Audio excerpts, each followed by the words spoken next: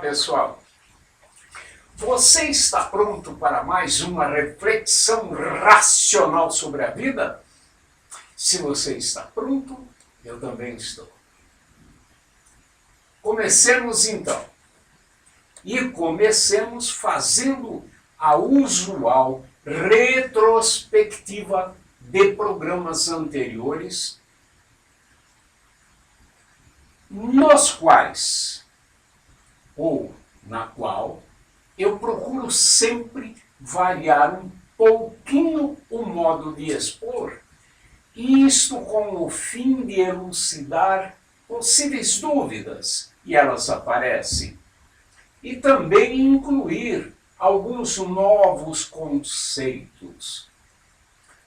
Afinal, é uma reflexão. Lembre, amigo ou amiga, que antes, lá no começo, nós indagávamos: somos uma alma imortal ou um psiquismo mortal? Lá no começo, nós fizemos um experimento e descobrimos que somos coisa muito diferente.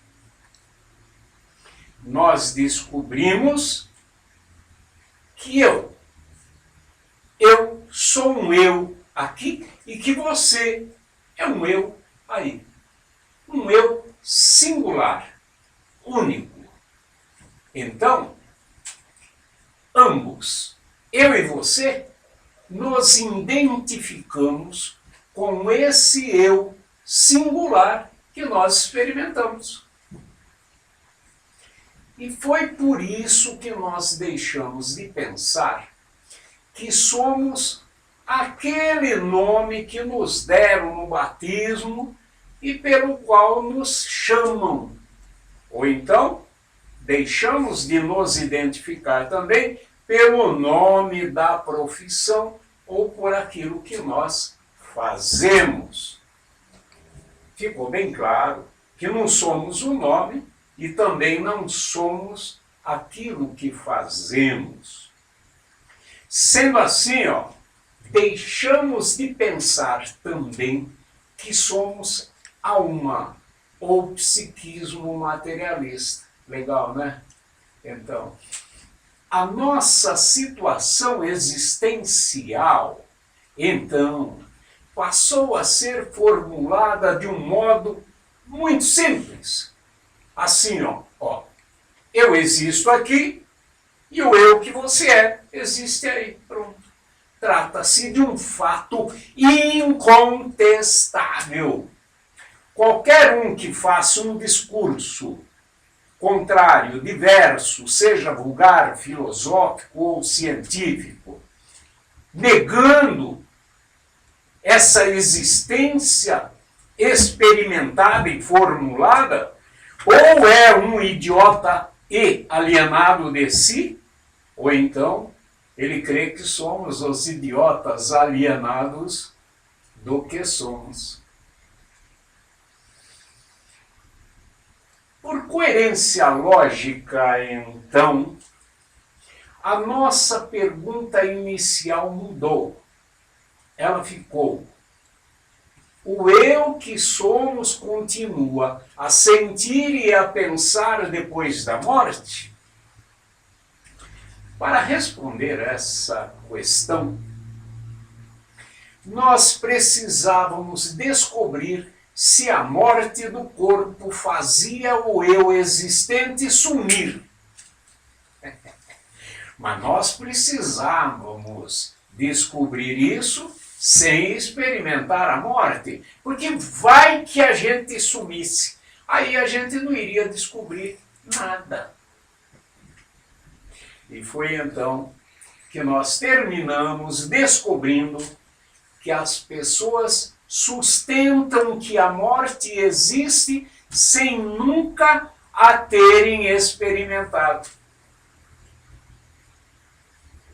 Rodrigo, a morte existe? Bom, na minha opinião, a morte Fisicamente sim, mas espiritualmente eu acredito que não. Leif, a morte existe? Sim, E como ela é? depende do ponto de vista de cada um. Epitácio, a morte existe? Sim, existe. Você perguntou se a morte existe? A morte existe, claro. E como ela é? Ela vem de repente, né? Sem menos esperar. Mara, a morte existe? Existe. De duas formas. De repente, a psicológica e a material, eu acho. Thaís, a morte existe? Nossa, existe. E como ela é? Ah, não sei, assim, sei lá, é complicado falar. Carlos, a morte existe? Sim, claro. E como ela é? Pelo meu ponto de vista, ela é natural. Existe para todos e um dia ela chega. Nós precisávamos descobrir se a morte do corpo fazia o eu existente sumir. Mas nós precisávamos descobrir isso sem experimentar a morte, porque vai que a gente sumisse, aí a gente não iria descobrir nada. E foi então que nós terminamos descobrindo que as pessoas sustentam que a morte existe sem nunca a terem experimentado. Portanto, é com a certeza de crentes que dizem ser a morte o fim. Porque nós queríamos saber fim de quê? Ora, no fim de uma coisa que existe, não existe mais essa coisa. Logo, ninguém pode experimentar a morte, porque no fim não há nada para ser experimentado. Isso é real, gente. Isso não é só jogo de palavras, não. A morte sim, é apenas uma palavra que tem o significado de fim. É esse o significado da palavra morte. Nós já esclarecemos anteriormente que apenas criticamos o uso da palavra morte quando o seu sentido leva a uma ilusão enganosa de que o fim extingue o eu, o corpo ou qualquer outra coisa realmente existente.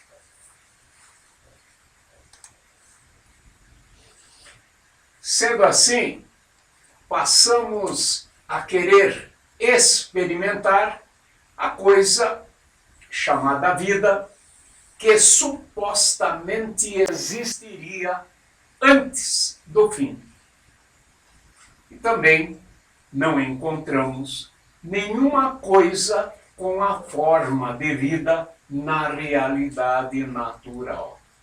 Forma, repetindo o que já foi colocado no programa passado, é uma configuração de coisa específica, natural ou artificial, que se nos apresenta ao entendimento.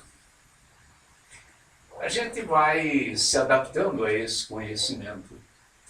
E a vida se revelou também apenas uma forma de palavra, diferente da palavra morte, mas com idêntico significado, vazio de coisa correspondente e singular, passível de ser experimentada. Definitivamente, assim como ninguém nunca experimentou a morte, ninguém chegou a ver ou trombar com a vida correndo, ou então parada em algum lugar por aí. Todavia, muitas dúvidas provocadas pelo hábito de consumir ovos podres pairavam no ar e nos impeliam a verificar se havia alguma coisa mais séria na expressão: a morte é o fim das atividades vitais.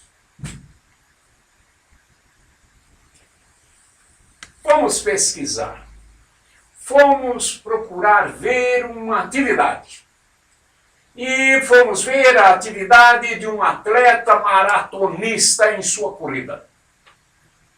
E só vimos a forma de um corpo, que ora estava em movimento, ou não.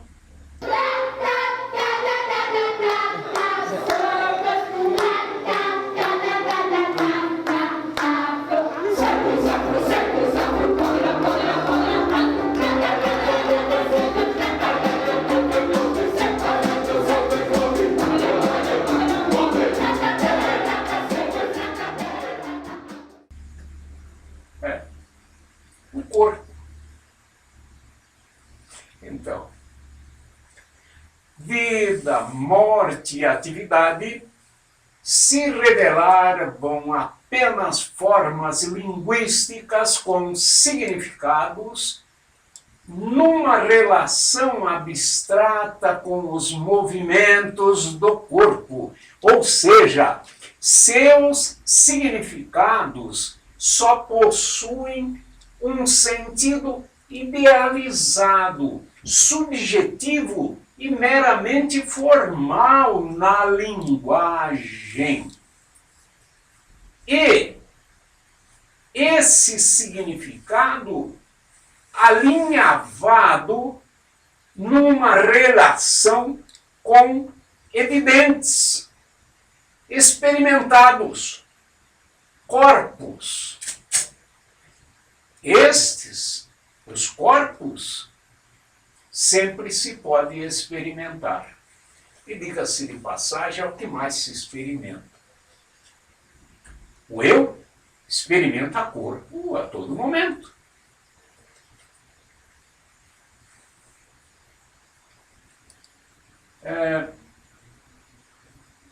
O eu experimenta os corpos enquanto principais, experimentáveis e verdadeiramente naturais.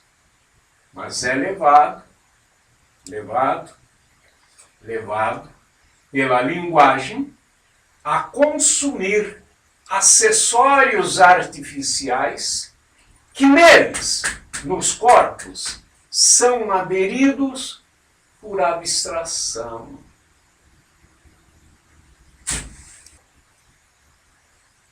A nossa reflexão, portanto, ficava complicada, porque para encontrar a nossa realidade natural, nós precisávamos e precisamos superar crenças terríveis. Estivemos sendo levados nos embalos, nas baladas, dos movimentos da conversa. A questão inicial, então, nós procurávamos formular mais ou menos assim: o que significa para o eu, que realmente existe, uma transformação fenomênica evidente no corpo, mas que é tão confusamente nomeada. Para nos esclarecer melhor, não sei se você lembra, nós fomos ao velório do Ambrosino. Lembra, né? E ali nós verificamos que houve, sem dúvida nenhuma, uma transformação naquele corpo que estava sendo velado. O nosso problema era saber como é que essa transformação afetou o eu que aceitava atender pelo nome Ambrosino e que os parentes e amigos diziam ser bom, estudante, amoroso, trabalhador, de bom caráter. Certamente, quando falavam isso, não estavam falando de um corpo, mas de atividades inteligentes, que tinham tudo a ver com o sentir e pensar do eu ambrosino. Agora, por outro lado, todos podiam ver e comprovar que o corpo ali velado não estudava. Era evidente que não trabalhava e nem atendia por nome algum. É claro, porque aquele corpo, ele não expressava mais os sentimentos, os desejos, os pensamentos ou a vontade do eu ambrosino. Ficava claro que o eu não podia mais comandar um corpo definitivamente estragado.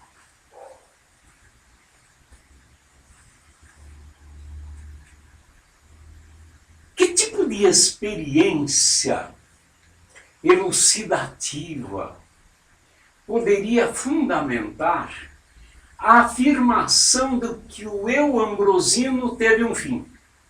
De onde que se tira essa ideia? Não vamos discutir muito ainda. Porém, no momento, a questão é essa. De onde que se tira essa ideia de que o eu ambrosino teve fim?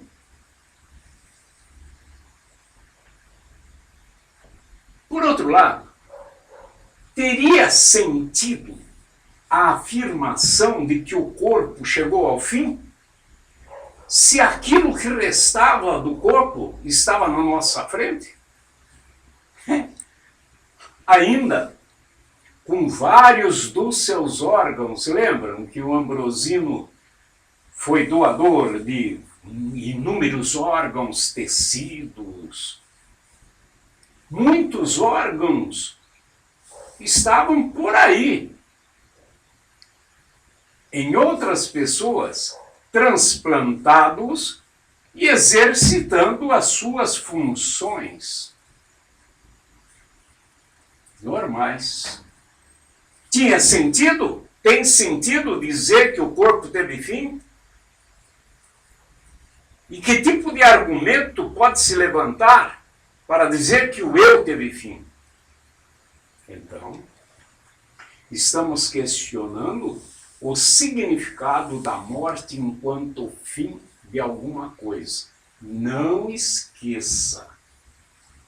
Então, com todos os sentidos voltados para o corpo, ninguém presta atenção na presença do eu alheio. Nós vimos aqui também que até mesmo no próprio eu, parece que muita gente não presta atenção. E então, sem perceber a presença do eu, como é que se percebe o seu fim?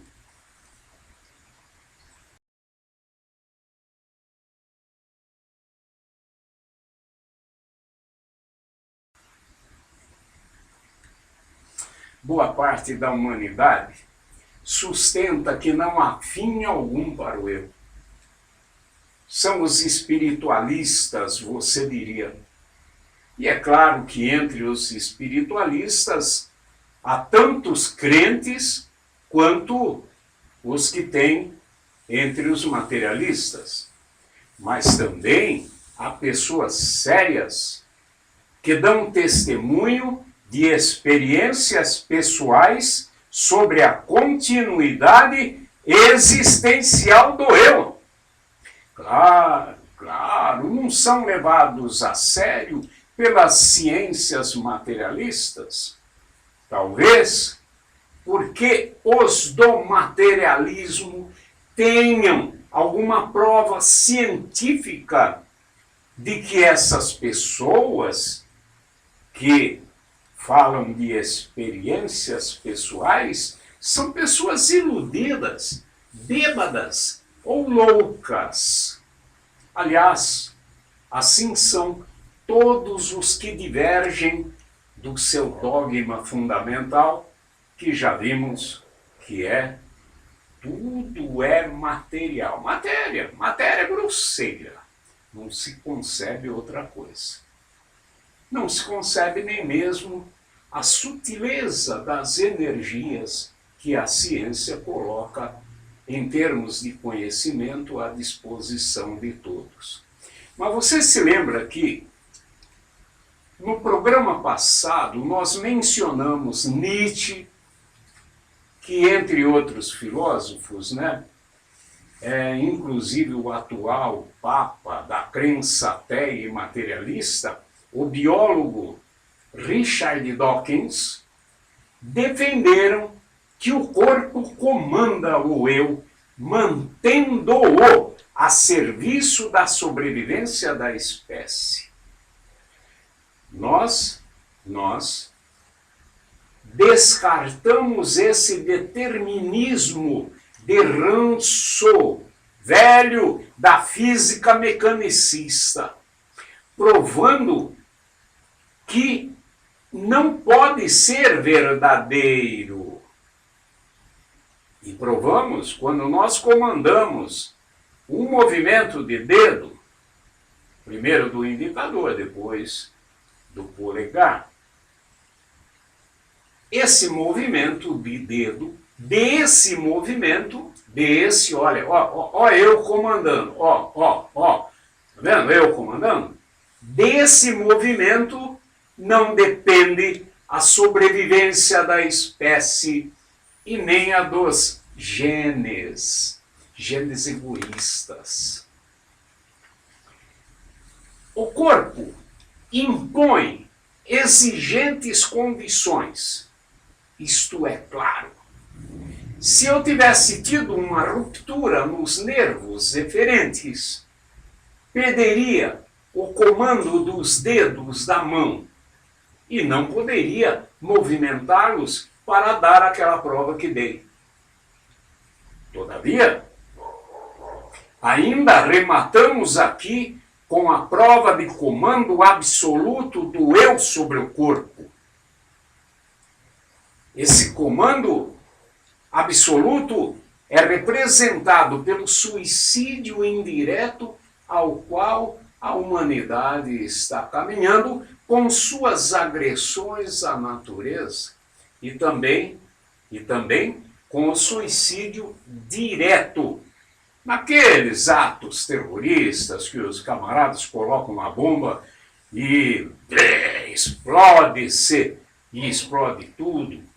No consumo de drogas e por motivos sentimentais, depressivos, em qualquer caso de suicídio, em todo caso de suicídio, o eu dá uma prova experimental e cabal de que comanda o corpo, porque o estraga definitivamente para o uso da sobrevivência própria e da espécie.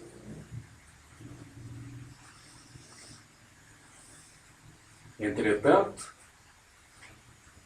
o papo das atividades vitais continuava intrigando. E era preciso ainda devolver mais alguns ovos podres, lembrando que as atividades vitais são atribuídas à abstrata vida, assim como a corrida ao corpo que corre.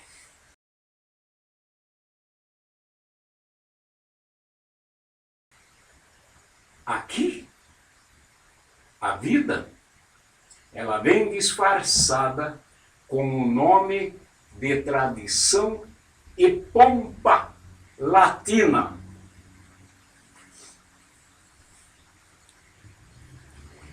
Etimologicamente, vita, vitae, vitali, vitali, vitale. Tradução: vida. E vida continua sem ser coisa que corre, nem coisa que fica parada. Já vimos isso. Atividade é palavra que significa uma ideia de ação, de trabalho ou de função. E, em última análise, uma ideia de movimento que sempre é atribuído a corpos ou substâncias.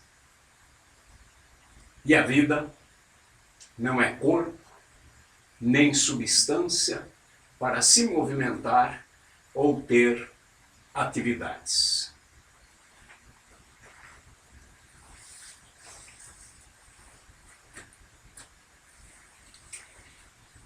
Neste pequeno quadro, nós temos aquilo que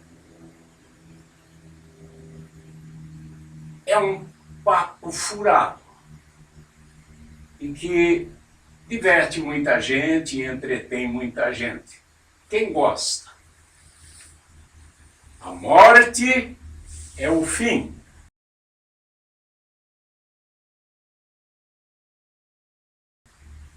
Fim de quê?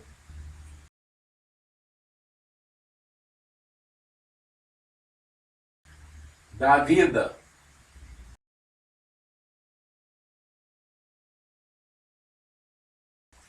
Vida? Que coisa é essa?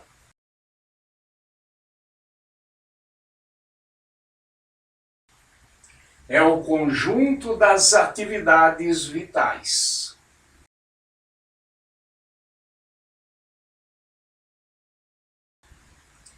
Atividades da vida, você quer dizer?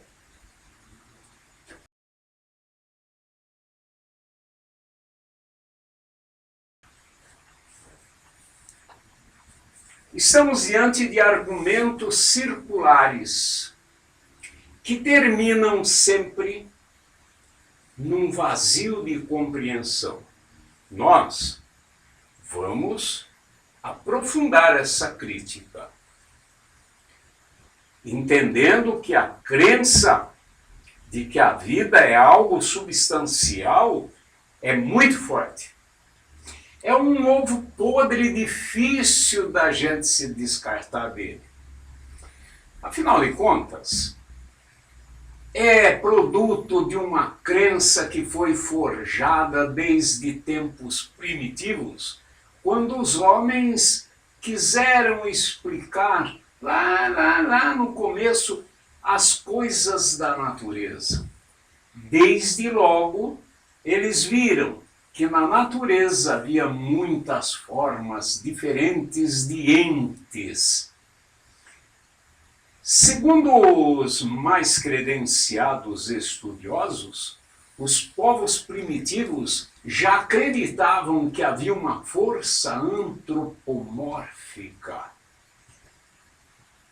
Força antropomórfica. Antropomórfico é aquilo que tem o jeitão de humano, né? Que leva o jeito do ser humano. Então, acreditava-se que haviam forças com jeitão de gente, com essência de gente, uma alma um espírito em cada ente da natureza, em árvores, animais, plantas e até mesmo nos elementos como o vento, a chuva, o rio. Essa crença ficou conhecida com o nome de animismo, de ânima, ânimo. E dessa crença, se desenvolveram os mitos, as magias, os rituais religiosos que insistem, olha o detalhe, insistem em dar notícias desde o passado mais longínquo de que há outros movimentos na natureza além daqueles que se atribuía aos corpos e substâncias materiais. O homem de Neandertal, por exemplo, foi uma espécie pré-humana que viveu entre 100 e 50 mil anos atrás, no período do Paleolítico Inferior, ou seja, na Idade da Pedra Lascada. Ele cultivava a solidariedade porque caçava em grupo. Isso se sabe, os estudiosos. E em vez de abandonar os amigos falecidos para que os animais carniceiros dessem um jeito no corpo, eles usaram esse corpo como um significante para o futuro, porque deram o testemunho sobre movimentos espirituais, porque realizaram funerais e enterraram os mortos com rituais, um certo requinte de ritual religioso, com flores e tudo mais. Esse respeito a essa transformação permanece até hoje. Esse é um grito que nos chega lá das origens, dando testemunho do movimento do eu. Ou seja, essa espécie que antecedeu o Homo sapiens sapiens já entendia que, além dos movimentos do corpo, havia aqueles que faziam parte dos conhecimentos mágicos e religiosos. Como que chegaram a isso? Será que eles tiveram alguma experiência naquela floresta? Alguma experiência pessoal que desse ao primitivo esse entendimento? Ou será que tudo foi gerado pelo delírio bêbado de alguma cachaça que ele inventou lá no começo? Os egípcios já nos primórdios da civilização, mumificavam, embalsamavam o corpo e o colocavam em pirâmides, mastabas e hipogeus, que eram arquiteturas que serviam de túmulos para garantir a sua preservação até que a alma voltasse para ocupá-lo de longa e movimentada viagem do além. Isto é sério. Isto é sério. Estavam enganados em muitas coisas, mas o homem, de um modo geral, até mesmo o homem de ciência, da filosofia, tem se enganado sobre muitas coisas. muito mais enganos praticamente do que acertos. Porque sem enganos não se chega a acertos. Simples assim. Entre os egípcios, a alma era concebida como uma forma vaporosa, em tudo semelhante ao corpo do finado. Inclusive, adivinha em quê? No movimento. Movimento. Isso é muito sério. Lembrem-se que nós estamos falando de atividades. Será que entre os egípcios também houve alguma experiência pessoal que levasse a essa crença? Ou também foi apenas efeito de cachaça em demasia? Os poemas épicos de Homero, na Grécia Antiga, o berço dos maiores sábios da filosofia e das ciências, também registraram o desenvolvimento do animismo para a teogonia politeísta. Lá, os deuses eram identificados com os elementos da física, da natureza, e por serem antropomórficos, já sabe, jeitão de gente, eram totalmente dedicados a movimentos sob o comando, adivinha de quê? Adivinha de quê? De paixões tipicamente humanas. Muita cachaça aí também. O culto ao fogo, com referência implícita ou explícita ao sol, aparece em todos os povos da antiguidade. Para os gregos antigos, chegou esse fogo como um presente divino feito por Prometeu, um titã, um quase-deus que criou os homens. Apolo, o belo deus solar, de uma beleza resplandecente e de luz, foi cultuado na religião órfica em inúmeros templos. No portal do templo de Delfos, o lema a ele atribuído, Apolo, conhece-te a ti mesmo, inspirou o filósofo Sócrates e a outros a buscar a própria identidade. O eu, né? O eu.